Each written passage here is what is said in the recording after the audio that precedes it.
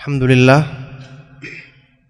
Alhamdulillahilladzi hadana li hadza wa ma kunna linahtadiya laula an hadanallah. Sallallahu wasallam wa barak ala nabiyyina Muhammadin wa ala alihi wa ashabihi wa man tabi'ahum bi ihsanin ila yaumil qiyamati, amma ba'du. Ayyuhal ikhwatu fillah, ikhwani wa akhwati fid din rahimakumullah.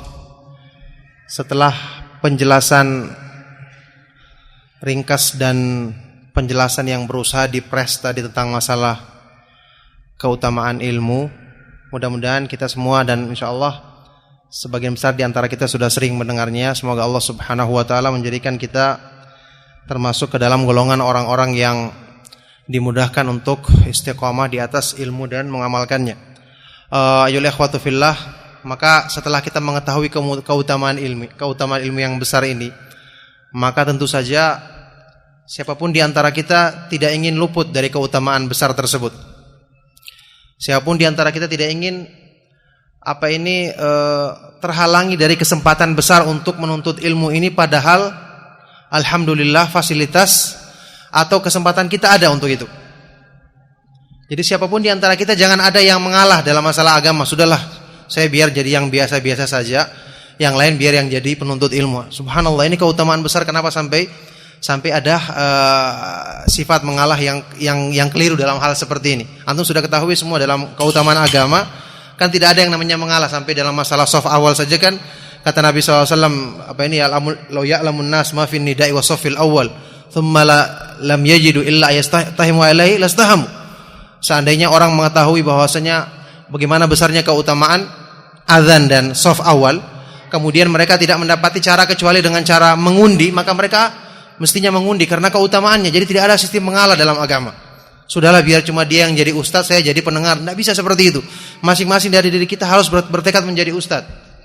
Masing-masing dari diri kita harus bertekad untuk menjadi pembawa agama. Siapa yang tidak ingin menjadi pengikutnya para nabi alaihi wassalatu wassalam? Siapa yang tidak ingin nanti di hari kemudian dikumpulkan beserta rombongannya Nabi Muhammad SAW? Semuanya ingin. Siapa yang tidak ingin masuk dalam keutamaan orang-orang yang berilmu seperti yang disebutkan dalam hadis yang sahih juga riwayat Tirmidzi, wa innal alima la yastaghfiru lahu man fis samawati wa man fil ardi hatta al-hitanu fil bahri wa hatta namlatu fi juhriha. Sesungguhnya orang yang berilmu itu akan dimintakan ampun oleh semua makhluk yang ada di langit dan di bumi, sampai pun ikan di lautan dan bahkan semut dalam lubangnya. Siapa yang tidak ingin dapat keutamaan ini? Kalau cukup saja makhluk yang ada di bumi, semut dan ikan di lautan memintakan ampun kepada orang yang berilmu, apakah itu bukan merupakan jaminan akan dihapuskan dosanya? Jelas merupakan jaminan. Apalagi kalau sampai makhluk yang di langit, yaitu para malaikat, memintakan ampun kepada dia. Ini keutamaan yang besar, ayyuhal ikhwatu fillah. Maka wajar ya kalau Ibnu Qayyim mengartikan pengertian wali yang sebenarnya, yang paling utama dan paling berhak untuk mendapatkan predikat sebagai wali adalah orang yang berilmu. Sewaktu beliau menafsirkan sabda Rasulullah SAW, man adali waliyan faqad adzantuhu bil harb. Barang siapa yang musuhi waliku, kekasihku, maka aku sungguh telah menyatakan perang kepadanya. Kata Ibnu Qayyim, warathatul anbiya'uhum sadatu awliyaillahi azza wajal. Pewarisnya para nabi, orang-orang yang mewarisi ilmu agama dari para nabi, mereka itu adalah pimpinannya, orang-orang yang terkemuka dari para wali-wali Allah Subhanahu wa taala. Jadi tidak ada seorang pun di antara kita yang kemudian setelah ini mengatakan biarlah cuma si fulan saja yang mendapatkan keutamaan tersebut, saya ingin yang biasa-biasa saja. Ini semua adalah anggapan yang keliru. Kalau dalam masalah dunia, kita semua, antum semua akan berusaha untuk kalau berdagang ambil untung yang paling tinggi, iya kan? Kalau dalam masalah usaha, semua ingin yang terbaik dalam masalah dunia. Kenapa dalam masalah din antum meluputkan kesempatan yang bisa antum raih untuk mendapatkan keutamaan tersebut dengan tidak bersemangat untuk mencarinya? Subhanallah. Imam Malik bin Anas dalam asarnya yang terkenal juga, yang ma'ruf, ketika salah seorang ulama di zamannya menganjurkan kepada beliau untuk mengurangi kegiatan beliau membaca dan mengajarkan ilmu hadis. Ulama ini menganjurkan kepada kebaikan yang sama-sama kita sepakati baik, yaitu dianjurkan untuk lebih banyak ibadah, karena kan dia tinggal di Madinah, di Masjid Nabawi kan keutamaannya besar kalau dia banyak beribadah. Dikurangi sedikit kegiatan dia atau semangat dia dalam menyebarkan ilmu hadis. Imam Malik menjawab dengan jawaban yang sangat penuh hikmah, agung sekali, mulia sekali. Apa kata dia? Dia menjawab pertanyaan tadi atau anjuran tadi lewat surat, maka dia pun menjawab lewat surat. Dia mengatakan di antara kata-katanya dalam ucapan tersebut, dia mengatakan, amma ba'du fa innallaha qad qassamal a'mal kama qassamal arzaq. Sesungguhnya Allah telah membagi-bagi amal manusia sebagaimana Allah membagi-bagi rezeki bagi manusia. Iya kan? Kalau dalam masalah rezeki kita berusaha mencari yang terbaik, kenapa dalam masalah amal kita enggak berusaha mencari yang terbaik? Fa innallaha qad qassamal arzaq qassamal a'mal kama qassamal arzaq. Sungguhnya Allah telah membagi-bagi, menjadikan bertingkat-tingkat rezeki sebagaimana Allah menjadikan bertingkat-tingkat amal manusia. Wa qad raditu bima qasamallahu li, dan aku telah ridha dengan amal yang Allah bukakan, Allah bagikan untukku. Wa ma ra'aitu ma ana fihi duna ma anta fihi, dan aku tidak memandang apa yang aku lakukan sekarang ini lebih di bawah kedudukannya daripada apa yang Anda kerjakan. Karena sudah kita ketahui, para ulama salaf sepakat mengatakan bahwa ilmu itu lebih utama daripada amal nafilah, amalan-amalan sunnah. Kata dia, saya tidak memandang apa yang saya kerjakan saat ini menyebarkan ilmu di bawah keutamaan daripada apa yang Anda kerjakan. Wa arju an yakuna kilana ala khairin wa shalah, dan aku berharap kita berdua di atas kebaikan dan kemaslahatan. Walhasil jawaban beliau ini menunjukkan pilihan seseorang yang benar-benar punya semangat untuk mendapatkan keutamaan dari Allah. Kalau kita bisa mencapai yang besar, kenapa harus ambil yang kecil? Kalau kita bisa mendapatkan keutamaan tersebut, dan insya Allah masing-masing kita punya potensi untuk itu. Antum-antum yang tinggal di Bandung tidak lebih rendah keutamaannya dibandingkan dengan ikhwan lain yang tinggal di Madinah sekalipun. Cuma masalah kesempatan saja. Dan subhanallah, tidak ada yang mengatakan harus menjadi ustadz, harus menjadi untuk bisa mendapatkan keutamaan menjadi pewarisnya para nabi, menyebarkan ilmu agama itu harus orang yang bisa mengisi daurah yang dihadiri 500 orang misalnya. Enggak mesti. Tidak mesti demikian. Berapa banyak tempat di Bandung ini atau di wilayah-wilayah pelosok yang kemudian belum dijangkau dengan dakwah? Kenapa antum tidak berusaha untuk menjadikan diri antum sebagai pewaris para nabi dengan mendakwai orang-orang tersebut? Satu atau dua orang yang menghadiri pengajian, maka insya Allah antum sudah termasuk ke dalam golongan orang-orang yang mewarisi tugasnya para nabi dalam artian menyampaikan dakwah kepada manusia dengan dua orang yang hadir pada pengajian antum tersebut. Kalau di kalangan ulama salaf saja, dan ini termasuk di antara hal yang menunjukkan ilmu itu besar keutamaannya, tapi sedikit yang siap untuk mengambil resiko dan berpayah-payah untuk menuntutnya. Kalau sampai di kalangan ulama salaf saja dulunya, sampai di kalangan ulama besar mereka, tidak mesti majelis mereka itu banyak yang hadiri seperti kita sekarang, masya Allah banyak sekali. Padahal yang isi bukan ulama, kan begitu.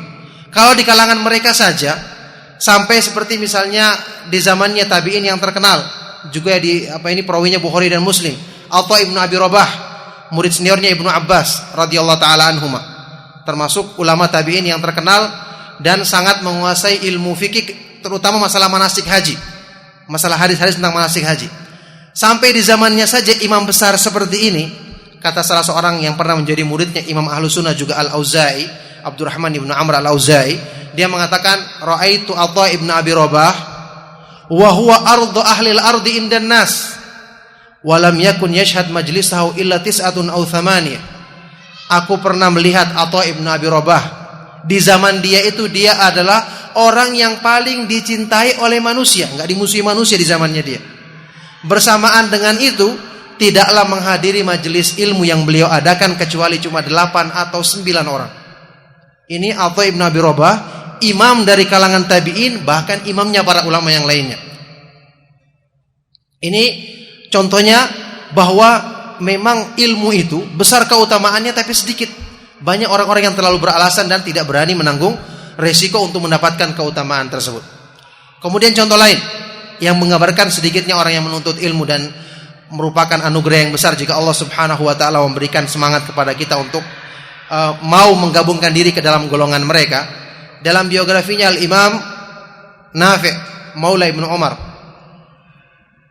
Imam Malik menggambarkan tentang majelis ilmu beliau, karena Imam Malik adalah murid seniornya, guru utamanya Imam Malik, termasuk diantaranya adalah Imam Nafi' Maula Ibnu Umar, imam dari kalangan tabi'in yang terkenal, tabi'in yang junior.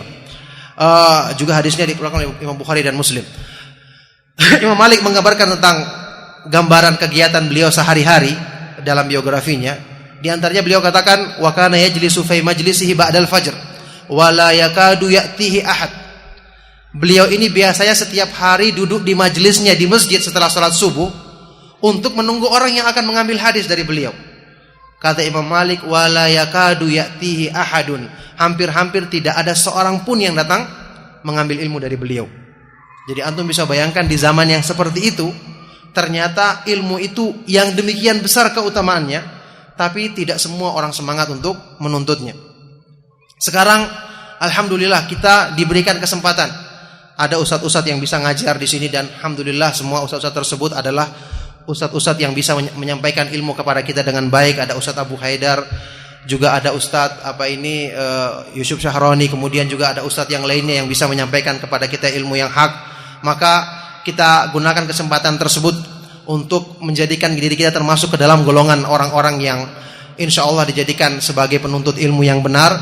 Dan kita bisa gunakan kesempatan dari mungkin di daerah-daerah yang belum ada pengajian untuk kita yang isi. Kenapa kita harus menunggu ustadz dari luar? Kenapa tidak yang jadi ustadz untuk masa yang akan datang, misalnya yang jadi panitia sekarang? Kenapa panitia sekarang tidak bercita-cita untuk nanti, untuk kesempatan berikutnya saya bukan jadi panitia lagi, saya akan yang menjadikan pembawa penyampai materi. Nanti akan menyampaikan materi berikutnya, misalnya Al-Akh Ibrahim yang ketua panitia, kemudian juga Iqbal atau Ari dan yang lainnya. Kenapa bukan mereka yang menjadi penyampai materi untuk kesempatan berikutnya? Ini tekad karena kita tidak ingin menjadi ustadz, dan alhamdulillah bukanlah menjadi ukuran ustadz atau menjadi ukuran yang pembawa dakwanya para nabi harus sebagai ustadz yang dikenal atau menyampaikan dakwah dihadiri sekian banyak orang. Alhamdulillah bukan itu ukurannya, tapi ukurannya adalah kalau dia benar-benar bisa menyampaikan ilmu agama ini dengan hak, bisa mengajarkannya kepada orang-orang yang tidak paham, yang tidak mendapatkan dakwah tentangnya. Dan kita yakin hal ini masih banyak kita dapatkan di daerah-daerah yang butuh untuk dakwah tersebut di Bandung maupun sekitarnya. Maka sekali lagi masing-masing dari diri kita, ikhwan-ikhwan yang apalagi yang sudah lama ngaji, harusnya merasa mempertanyakan kepada dirinya sendiri, kenapa sampai saat ini saya kok belum paham bahasa Arab? Kenapa sampai saat ini saya kok belum punya majelis khusus untuk mengadakan pengajian? Apakah Anda tidak merasa zuhud daripada keutamaan besar menjadi pewaris dakwanya para nabi, menjadi orang yang dikatakan la a'lamu ba'dan nubuwati afdhala min bathil ilmi, kata Ibnu Mubarak. Aku tidak mengetahui setelah derajat kenabian yang lebih utama daripada tingkatannya orang yang menyebarkan ilmu agama. Siapa yang tidak mau keutamaan tersebut? Masing-masing kita mampu. Kalau tidak mampu kita berdakwah dengan langsung, bisa lewat tulisan atau yang lainnya, banyak sarana yang bisa kita lakukan.